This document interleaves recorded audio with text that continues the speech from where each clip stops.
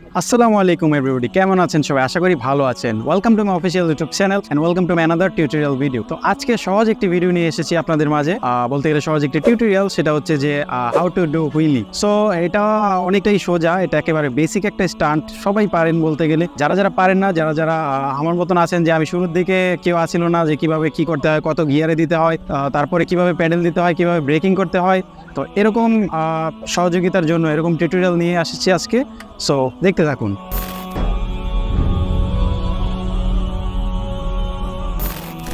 So আমাদের first of all যেটা আমি সবসময় বলে থাকি যে সেফটি ফার্স্ট, গ্লাভস এবং হেলমেট অবশ্যই থাকতে হবে। আর জুতাটা হচ্ছে যদি আপনার থাকে অবশ্যই পরবেন, সবারই কিন্তু আছে মোটামুটি শুজ। তো এই তিনটা জিনিস মাস্ট বি দরকার, কারণ যদি ব্যথা পান তখন কিন্তু আপনার গার্জিয়ান আপনাকে বলবে যে তুই এই জিনিসটা করতে গিয়ে ব্যথা পাইছস। তো সেক্ষেত্রে আপনি যদি সেফটি মেনটেন করে চলেন তখন সেক্ষেত্রে বলবে যে আপনি সেফটি থাকার সত্ত্বেও ব্যথা পেয়েছেন, কিন্তু আপনি কিন্তু চেষ্টা করেছেন যে কিভাবে সাবধান থাকা যায়। সো আমি এখন হেলমেট আর গ্লাভসটা পরে নেব, তারপর আমি একটা স্টান্টে নামবো।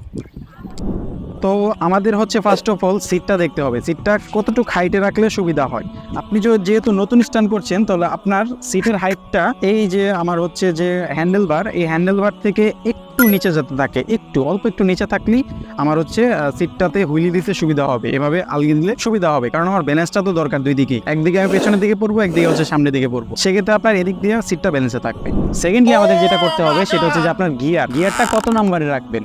অনেকে ভাবে যে আমি গিয়ারটা যদি ফুল করে নিই, অর্থাৎ 7-8 দিয়ে নিই, তাহলে হয়তো আমারটা প্যাডেল দিলে অনেক জোরে প্যাডেল দিতে পারবো, সেক্ষেত্রে আমার চাকাটা উঠবে, অর্থাৎ হুইলি হবে।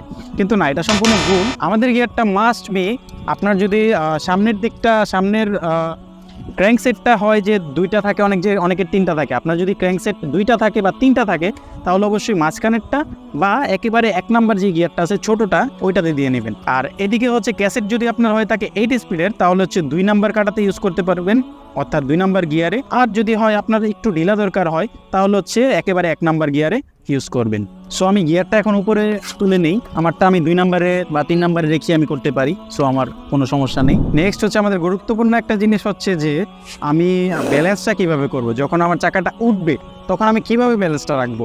তো এটার জন্য হচ্ছে আমাকে এই ব্রেকিং সিস্টেমটা ইউজ করতে হবে। ফার্স্টে আমার ব্রেকিং সিস্টেমটা আমি দেখাতে চাচ্ছি না, ব্রেকিং সিস্টেমটা আমি পরবর্তী ধাপে দেখাবো। তো ফার্স্টে আমাকে যেটা করতে হবে, সাইকেলে বসে গিয়ারটা ঠিক রেখে আমি গিয়ারটা উঠিয়ে নিয়েছি।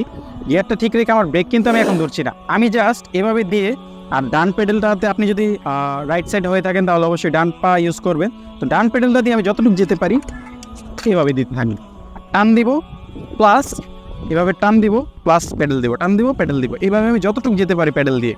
আমি আরেকবার দেখাচ্ছি, আমি কোনো ব্রেক চাপ দিচ্ছি না, আমি জাস্ট এভাবে যতটুকু যেতে পারি। 2 প্যাডেল হোক 3 প্যাডেল হোক, আমি বারবার হচ্ছে মনে মনে গুনবেন যে কত প্যাডেল যাচ্ছে। এবার যদি 2 প্যাডেল হয়, নেক্সট আমি 3 প্যাডেল দিব, এভাবে 1 2 3।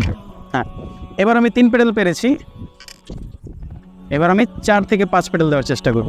1 2 3 4 5, ঠিক এভাবে যেতে থাকবে। যখন আপনি ডান সাইডে হেলে গেছেন একটু বাম দিকে ঘোরাবেন, যখন বাম সাইডে হেলে গেছেন একটু ডান দিকে ঘোরাবেন। এইভাবে হচ্ছে চারদিকে আপনাকে ব্যালেন্স রেখে সামনের দিকে আগে যেতে হইব। সার্কেলটা আমি একটু পরে দেখাবো, আগে হচ্ছে বেসিক হুইলিটা। সো চলুন আমরা প্র্যাকটিস করি এখন। সো আমি এখন প্র্যাকটিস করে দেখাচ্ছি আপনাদের কীভাবে করতে হবে। এভাবে জাস্ট আপনি ব্রেকটা হাতে নেবেন, হালকা একটু প্যাডেল দিবেন, আমার ব্রেকটা ধরে ফেলবেন। এভাবে জাস্ট কয়েকবার করতে থাকবেন। আমি আরেকবার দেখাই, ঠিক এরকমভাবে।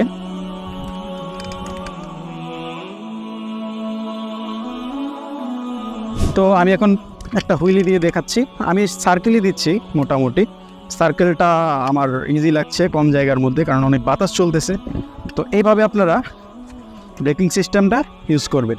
তো আশা করি ভিডিওটি ভালো লেগেছে। যদি ভিডিওটি ভালো লেগে থাকে অবশ্যই আমার চ্যানেলটি সাবস্ক্রাইব করবেন এবং একটি লাইক দিবেন।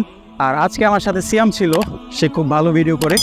তো আজ এই পর্যন্তই, আল্লাহ হাফেজ।